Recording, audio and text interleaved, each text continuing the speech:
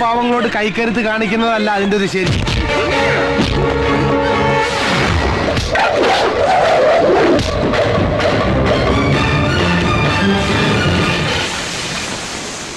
ഇനി ഒരു അടി മുന്നോട്ട് വച്ച് നോക്കടാ.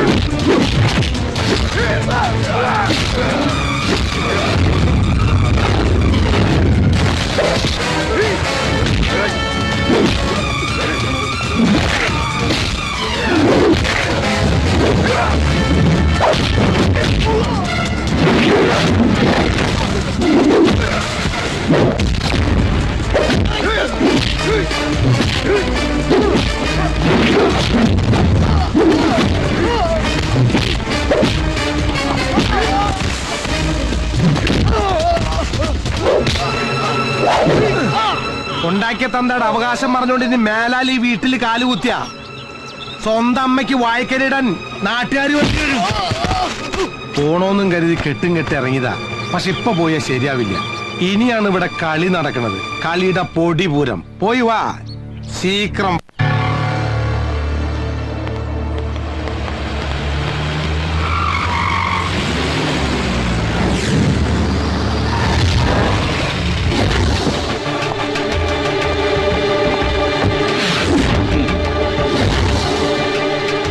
ഞാൻ അന്നേ പറഞ്ഞതാ, കുലുവാലുള്ള കേസാണെങ്കിൽ എന്നെ കച്ചവടത്തിൽ നിന്ന് വിട്ടേക്കെന്ന്. ഗോകുലം വീടിന് വേണ്ടി എന്നെ തന്ന ചിക്കിൽ വാരി നെഞ്ചോട് ചേർത്തപ്പോ നീ എന്നോടൊരു വാക്ക് പറഞ്ഞായിരുന്നു. അത് ജോസേട്ടാ, രണ്ടു മൂന്ന് പെണ്ണുങ്ങളെ വീടൊഴിപ്പിക്കാൻ പറ്റിയില്ലെങ്കിൽ ആണാന്ന് പറഞ്ഞ് നടന്നിട്ട് എന്താണാ കാര്യം? എന്തായാലും നിന്റെ അച്ഛന്റെ വെപ്പാട്ടിയുടെ മക്കള് കേമട്ടുകൾ തന്നെ. ജോസേട്ടൻ അവരൊന്ന് പരിചയപ്പെടണമല്ലോ. ഈ ഓർമ്മയ്ക്കായിട്ട് പിള്ളേരൊക്കെ ചെയ്യുമല്ലോ. എന്തോട്ടാ പറഞ്ഞ എടാ കണാരാ ഏറെ ഒപ്പിട്ട് വാങ്ങൂലടാ. ഓട്ടോഗ്രാഫ്. ആ അത് തന്നെ. നിന്റെ മറ്റേ വകയിലെ പെങ്ങന്മാരെ കണ്ടിട്ട് ജോസേട്ടൻ അതൊരെണ്ണം സംഘടിപ്പിക്കണം. ജോസേട്ടാ അതിപ്പോ എന്താ പെങ്ങന്മാരുടെ മുമ്പിൽ നാണം കെട്ടപ്പോ ഇടയിളാക്കാം. ഒന്ന് ഞാൻ പറഞ്ഞേക്കാം, ആരെ കൊണ്ടിട്ടാലും എന്റെ കാര്യം നടന്നിരിക്കണം. ഒന്നും രണ്ടുമല്ല, ലക്ഷങ്ങളാണ് നിന്നെ വിട്ടുകൊണ്ട് ഞാൻ ഇറക്കിയിരിക്കുന്നത്. ഉറപ്പിച്ച കച്ചവടം പറഞ്ഞ സമയത്ത് നടത്തിയിരിക്കണം. അതിനിടയ്ക്ക് നാർത്തരം കാണിക്കാൻ നിന്ന കിടാവേ.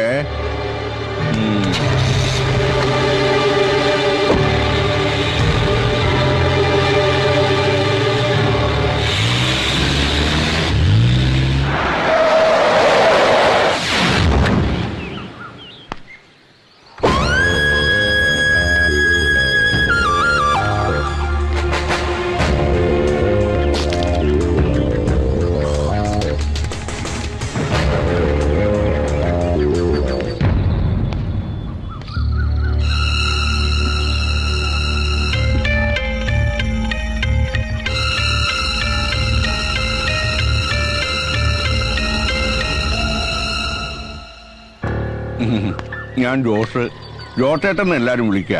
ചന്തയില് കച്ചവടാ നേന്ത്രക്കൊലയുടെ. അത് മൊത്തത്തിലും ഉണ്ട്, ചില്ലറയായിട്ടും ഉണ്ട്. പിന്നെ കൂട്ടത്തിൽ ഇത്തിരി വസ്ത്രവും ഏർപ്പാടും ഉണ്ട്.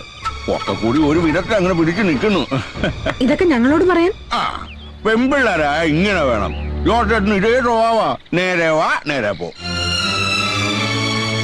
ഇനിയിപ്പൊ കാര്യങ്ങൾ നേരെ രൂപ അങ്ങ് പറയാമല്ലോ. ഇവരുടെ ആങ്ങളെ രവിശങ്കർ ഈ പുരയും പറമ്പും എനിക്ക് കച്ചവടം ചെയ്തിരിക്കുക. എഴുതിയ കരാറിന്റെ കാലാവധി ഏകദേശം തീരാറായി. പൊന്നാങ്ങളെ പറഞ്ഞ പെങ്ങന്മാര് കേൾക്കില്ലെന്നറിയാം. അതുകൊണ്ട് നിങ്ങളുടെ തിരുമുഖം കണ്ട് സങ്കടം പറയാൻ വന്നതാ. ആ കയ്യിലിരിക്കുന്ന കാശ് കൊടുത്ത് കടിക്കുന്ന പട്ടിയെ വാങ്ങിച്ച അവസ്ഥയിലാ ജോസേട്ടൻ. സാധാരണ കഴിക്കുന്ന പട്ടിയെ വിഷം കൊടുത്ത് കൊല്ലുക എന്റെ ഒരു രീതി. വല്ലവനൊക്കെ എഴുതി തന്ന ഏതോ കരാറിന്റെ പേര് പറഞ്ഞ് ഞങ്ങൾ ഇവിടെ ഇറക്കി വിടാൻ ആരും കരുതണ്ട. അങ്ങനെ തറപ്പിച്ച് പറയണോ? പക്ഷേ ഒരു കാര്യം ഞാൻ പറഞ്ഞേക്കാം, ഇണങ്ങിയാൽ എല്ലാവർക്കും കൊള്ളാം. ഇനി അതല്ല, ഉണ്ടേ വെച്ച് പൊന്നാങ്ങളെ തല്ലി ഒരിക്കതുപോലെ എന്റെ അടുത്ത് വന്നാണ്ടല്ലോ, കടയിൽ നേന്ത്രക്കായ തൂക്കിയിടുന്ന പോലെ തള്ളിക്കൊണ്ട് കേട്ടി തൂക്കും എല്ലാത്തിനെയും. ഇനി ഞാനിവിടെ കാലുകൂട്ടുന്നത് ഈ വീടിന്റെ ഉടമസ്ഥനായിട്ടായിരിക്കണം. മറിച്ച് നമ്മൾ തമ്മിൽ ഇതുപോലൊരു കൂടിക്കാഴ്ച ഉണ്ടാവാൻ പാടില്ല.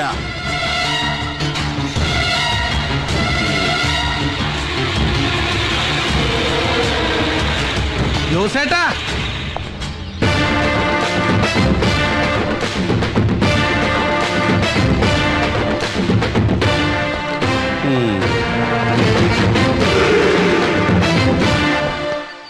ഈ പാവങ്ങള് താമസിക്കുന്ന അടുത്ത് വന്നിട്ട് ചുമ്മാ അങ്ങോട്ട് തിരിച്ചു പോവാ.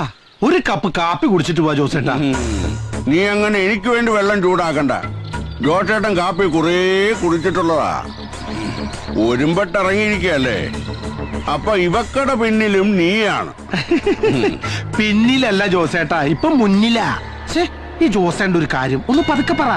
ഇനി ഇത് ആരെങ്കിലും കേട്ടിട്ടാണ് ഇല്ലാത്ത കോരെന്ന് പറഞ്ഞുണ്ടാക്കാൻ. ഞാൻ നിനക്കിട്ടൊരു പണി തന്നപ്പോ നീ ഒരു 8ന്റെ പണി എനിക്കിട്ടു പണിതു.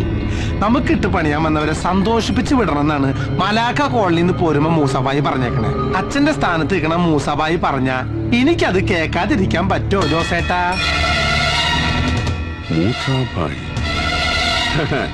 നിന്റെ ചോരത്തിളപ്പ് എനിക്ക് മനസ്സിലാവും. പക്ഷേ കട്ടിക്കും ടോക്കിനും അത് അറിയണമെന്നില്ല. ഈ ഇളം പ്രായത്തിൽ തന്നെ അങ്ങ് പോണോ?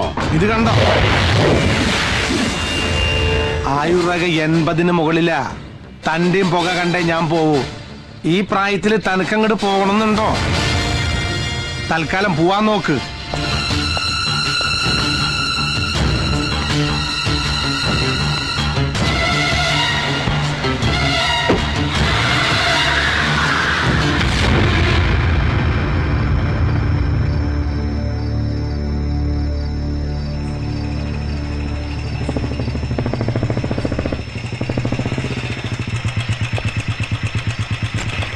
പോയ കാര്യം വല്ലതും അറിഞ്ഞോ മോനെ? ഈ വീട് കൊടുക്കാമെന്ന ധാരണയിൽ നല്ലൊരു തുക ജോസേട്ടന്റെ കയ്യിൽ നിന്ന് രവിശങ്കർ അഡ്വാൻസ് വാങ്ങിയിട്ടുണ്ട്. പറഞ്ഞ കാലാവധിക്ക് മുമ്പ് വീട് രജിസ്റ്റർ ആക്കി കൊടുത്തില്ലെങ്കിൽ അയാൾ അവനെ വിടില്ല. ആഗ്രഹിക്കുന്നത് എന്തും കൈപ്പിടിയിലാക്കണമെന്ന് വാശിയുള്ളവനാ രവിശങ്കർ. ഇവരുടെ ചോരയാണെന്നൊന്നും പറഞ്ഞിട്ട് കാര്യമില്ല. വീട് വിൽക്കാൻ വേണ്ടി എന്ത് അനുക്രമം കാണിക്കാനും അവൻ മടിക്കില്ല. ഈശ്വരന് മാത്രമേ അറിയാവൂ എന്തൊക്കെയാ നടക്കാൻ പോകുന്നത്. ഞങ്ങൾക്ക് ആരാ ഉള്ളത്? അങ്ങനെയൊന്നും ചിന്തിക്കണ്ട. മനസ്സ് തുറന്ന് എന്തെങ്കിലും പറയണമെന്ന് തോന്നുമ്പോ എന്നോട് പറയാലോ. ഒരു മകനെ പോലെ കരുതിയാ മതി.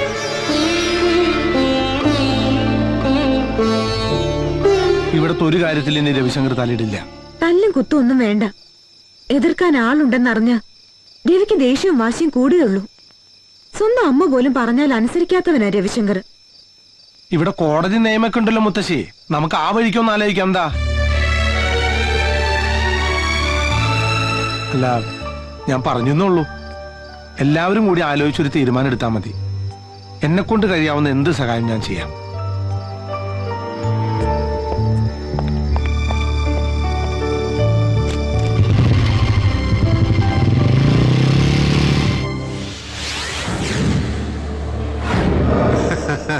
ഞാൻ എത്തിയിരിക്കും. May I come in, sir? Yes. Okay, don't worry. I will be there within 15 minutes. Right? Good morning, sir. Good morning. ഇരിക്കെ.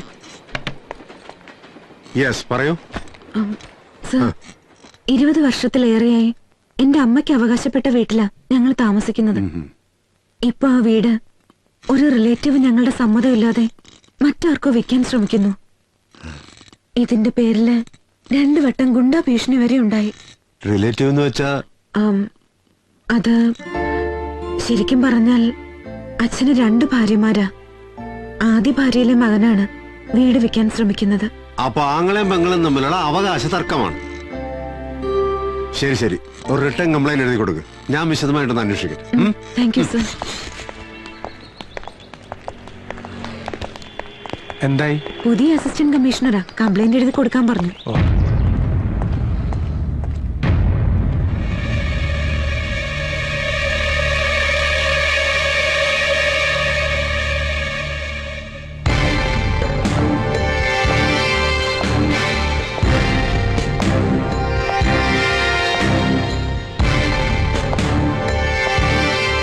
നിനക്കിവിടെ എന്താ കാര്യം? സർ, എന്റെ കൂടെ വന്നതാണ്. ഇവന്റെ ഒക്കെ പ്രൊട്ടക്ഷൻ പോരാഞ്ഞിട്ടാണോ മാഡം ഇങ്ങോട്ട് എഴുന്നള്ളിയത്? സർ, ഇയാളുടെ ബാക്ക്ഗ്രൗണ്ട് അറിയോ? എന്റെ ബാക്ക്ഗ്രൗണ്ട് പഠിക്കാനല്ല, ഇവരുടെ ബാക്ക്ഗ്രൗണ്ട് പറയാനാ വന്നത്. നിയമത്തിന്റെ വഴിക്ക് സാറ് പോവാൻ തയ്യാറല്ലെങ്കിൽ ഇവരുടെ കുടുംബത്തിനുള്ള പ്രൊട്ടക്ഷൻ ഞാൻ കൊടുക്കും. വേണ്ട, ഇത് സ്ഥലം വേറെയാ. നീ മലാക്ക കോളനിയുടെ ബലത്തിൽ കളിച്ച കളി ഇവിടെ എടുത്താ നിന്നെ ഞാൻ കളി പഠിപ്പിക്കും. ആദ്യം നല്ലൊരു പച്ചിരുമ്പ് കൊണ്ട് നട്ടല് പണിതിട്ട് വാ. അപ്പ കളിക്കാൻ നമുക്കൊരു പുലിക്കളി.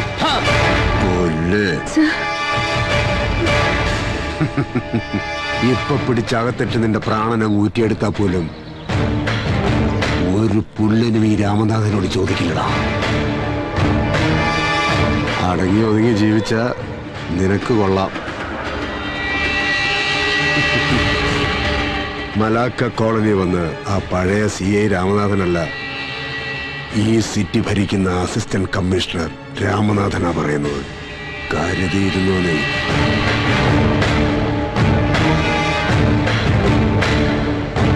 പക്ഷേ തെരുവിൽ കിടന്ന് തമ്മിത്തല്ലി ചാകാൻ വിധിക്കപ്പെട്ട ഇവനെപ്പോലുള്ള ചെറ്റകളെ കൊണ്ട് നടന്നാലേ പാതിരായ്ക്ക് പൊരയില് പോലീസ് കേറി നിരങ്ങും മോളെ, മറക്കണ്ട.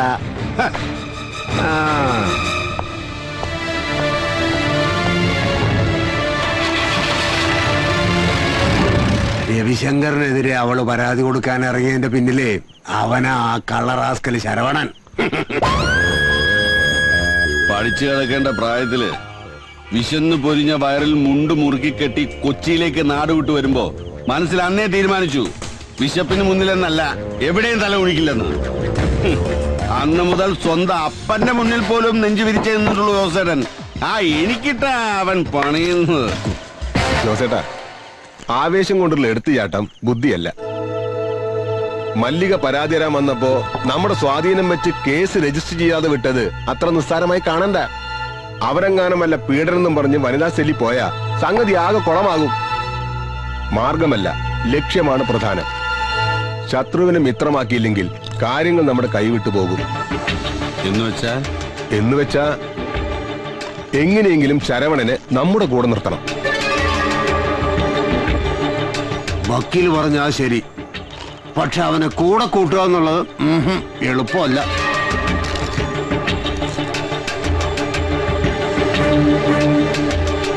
ഒരു കാലത്ത് ആളുകളെ കിടുകിടാ വിറപ്പിച്ച മൂസാഭായിയാണ് അവന്റെ തലതൊട്ടപ്പൻ. അയാള് വിചാരിച്ചാൽ മാത്രമേ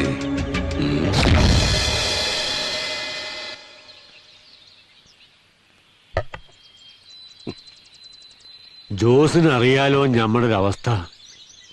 ഏതായാലും ഓൻ വരട്ടെ. തലശ്ശേരി എന്നുള്ള ബന്ധത്തില് ഈ കുട്ടി ഒരാളല്ലേ ഉള്ളൂ. ഖദീജ മയ്യത്തായപ്പോ വേറൊരു നിക്കാഹിന് പലരും നിർബന്ധിച്ച്. പക്ഷേ ഇവളുടെ കാര്യം ഓർത്തപ്പോ വേണ്ടെന്ന് വെച്ചു.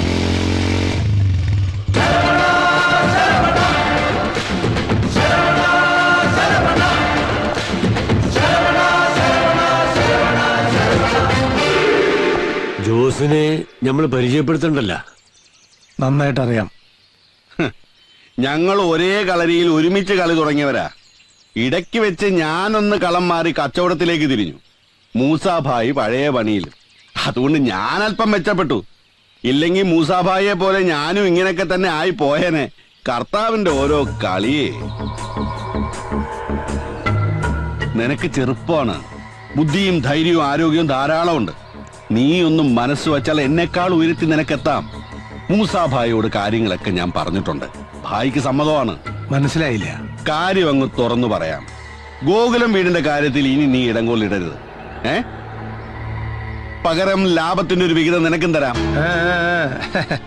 തന്നേക്കാൾ കരുത്തിനാണ് എതിരാളി എന്ന് കാണുമ്പോ കോംപ്രമൈസിന് ഒരുങ്ങുന്ന സാധാ കൊട്ടേഷൻ ടീമുള്ള ലിസ്റ്റിൽ എന്നെ പെടുത്തരുത്. ആദ്യം ഗോകുലം വീടിന്റെ ഡീലിങ്സ് മാറ്, എന്നിട്ടാവും നമുക്ക് ബാക്കി കാര്യം സംസാരം. എന്റെ മൂസാഭായി, നിങ്ങളുടെ മകളുടെ നിക്കാഹിനും ഇനിയുള്ള കാലം സൂചി ജീവിക്കാനുള്ള ചിക്കിലിയാ ഞാൻ തരാമെന്ന് പറഞ്ഞത്. എന്നാ പിന്നെ ജോസേട്ടന് പോവാം.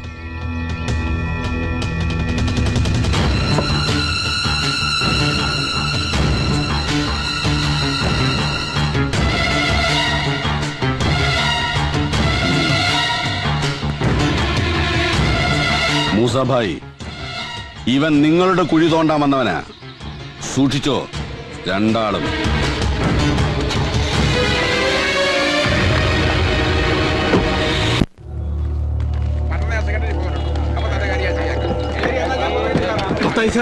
ഇവന്റെ കാര്യം ഞാൻ പറഞ്ഞല്ലോ, ശരിയാക്കാം. ഓക്കെ.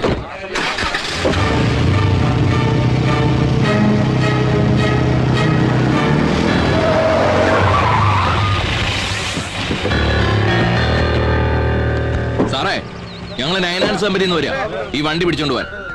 പലതവണ പറഞ്ഞിട്ടും കുടിശ്ശിക അടച്ചു തീർക്കാത്തോണ്ട് വണ്ടി തിരിച്ചു പിടിക്കണമെന്നാ ഞങ്ങൾക്ക് കിട്ടിയ ഓർഡർ. ഈ നിൽക്കുന്ന ആരാന്നറിയോ? ഞങ്ങളുടെ പാർട്ടിയുടെ കേന്ദ്രത്തിലെ ജോയിന്റ് സെക്രട്ടറിയാ. IACCയുടെ അനിശ്ചയത്തിൽ നേതാവാ. IACC അല്ല, വണ്ടിയുടെ CC അടയ്ക്കേണ്ട കാര്യ. ഒരു വർഷത്തെ കുടിശ്ശിക ബാക്കിണ്ടേ. കുടിശ്ശികയും കുടിപ്പകയും നടുറൂട്ടി ചർച്ച ചെയ്യേണ്ട. അടയ്ക്കാനുള്ളതൊക്കെ കേന്ദ്ര കമ്മിറ്റി കഴിഞ്ഞിട്ട് ഞാനൊന്ന് ആലോചിച്ചിട്ട് അറിയിക്കാം. ഇപ്പൊ വണ്ടി എടുത്ത് മാറ്റണ. കേന്ദ്രത്തില് നമ്മളൊക്കെ ജോയിന്റിലെ കാര്യങ്ങള്, കേരളത്തില് കളി വേറെ സാറേ. പക്ഷെ ഇപ്പൊ വണ്ടി കൊണ്ടേ പോകൂ. നീ എന്നെ രാഷ്ട്രീയം പഠിപ്പിക്ക. കുറച്ച് ഗുണ്ടായുസവും കുതിയാലോട്ടൊക്കെ കളിച്ചിട്ട് തന്നെയാ ഈ കതറൂട്ട് ഞാൻ ഇപ്പോഴും നടക്കുന്നത്. ഉജാല മുക്കി തെച്ച് വടിവാക്കി ഈ കതറുമിട്ട് മഹാത്മാഗാന്ധിയുടെ ക്വാളിറ്റി പറഞ്ഞ് കോളീസിൽ പാഞ്ഞടക്കുന്ന രാഷ്ട്രീയ നേതാവിന്റെ അടവ് നയം ഇവിടുത്തെ നാട്ടുകാർക്ക് നന്നായിട്ട് അറിയാം. പക്ഷേ എടുത്ത വണ്ടിയുടെ അടവ് തിരിച്ചടച്ചില്ലെങ്കിൽ ഞങ്ങള് CC-കാരുടെ അടവ് നയം സാറിനെ അറിയിക്കേണ്ടി വരും. ജോയിന്റ് സെക്രട്ടറി അന്ന് നോക്കൊന്നുമില്ല, അടിച്ച് ജോയിന്റ് ഇളക്കി കളയും ഞാൻ. നീ എന്ത് ചെയ്യുന്നാടാ? ഞങ്ങൾ ഇത്ര അണികളുള്ളപ്പോ ഷൺമുഖ, നീയൊക്കെ സമരത്തിന് സർക്കാർ വണ്ടിയുടെ ടയർ കുത്തിപ്പൊട്ടിച്ച പഴക്കുള്ളൂ. എനിക്ക് വയറു കുത്തിപ്പൊട്ടിച്ച തഴക്കം. പൊട്ടലുവാരി സമരമാല തീർക്കും ഞാൻ. നീയൊക്കെ അണിയല്ല, നീയൊക്കെ പാർട്ടിയുടെ വെറും ആണിയാ. വേണ്ട വേണ്ട.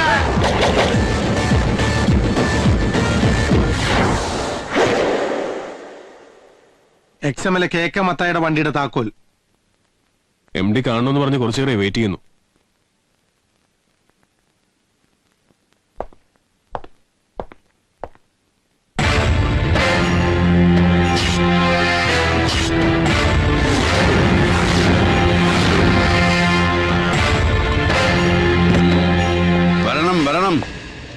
ഈ കസേരയിൽ നീ എന്നെ ഒട്ടും പ്രതീക്ഷിച്ചില്ല അല്ലേ? ആരും പ്രതീക്ഷിക്കാത്തടത്ത് പ്രത്യക്ഷപ്പെടുക, അത് ജോസേട്ടന്റെ സ്റ്റൈലാ. 99 ഫൈനാൻസേഴ്സ് ബാധ്യത അടക്കം ഞാനിങ് ഏറ്റെടുത്തു. ഒപ്പം നിന്നെയും. അങ്ങനെ ഒരു കരാർ നീ ഒപ്പിട്ടിട്ടുണ്ടേ. ഞാൻ അന്നേ നിന്നോട് പറഞ്ഞില്ലേ, പണത്തെക്കാളും കായികബലത്തെക്കാളും എതിരാളിയെ ജയിക്കാൻ വേണ്ടത് ബുദ്ധിയാ. അസലായി, നന്നായി. പക്ഷെ ഇതുകൊണ്ടൊന്നും എന്റെ ജോസേട്ടൻ ജയിച്ചു എന്ന് വിചാരിക്കണ്ട. എന്റെ വിജയങ്ങളുടെ കണക്ക് ഈ നഗരത്തിലെ മണൽത്തരികൾക്ക് വരെ അറിയാം. ഇതെന്റെ തട്ടകമാ. അടങ്ങി ഒതുങ്ങേണ്ട സമയത്ത് ആവേശം കാട്ടിയ അങ്ങ് പരലോകത്ത് ചെല്ലുമ്പോ ഉണ്ടാക്കിയ തന്ത പാഞ്ചിക്ക് പോലും തിരിച്ചറിയാൻ പറ്റാത്ത പോലെയാവും.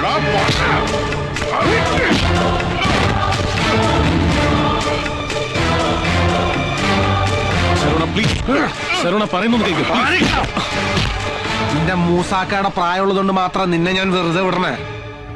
ഇനിയെങ്ങാനും നീ എനിക്കിട്ട് പണിയാൻ വന്ന സാക്ഷാൽ പഴനിമുരുകനാണ് സത്യം, നിന്നെ ഞാൻ നിർത്തി കത്തിക്കും കേട്ടാ.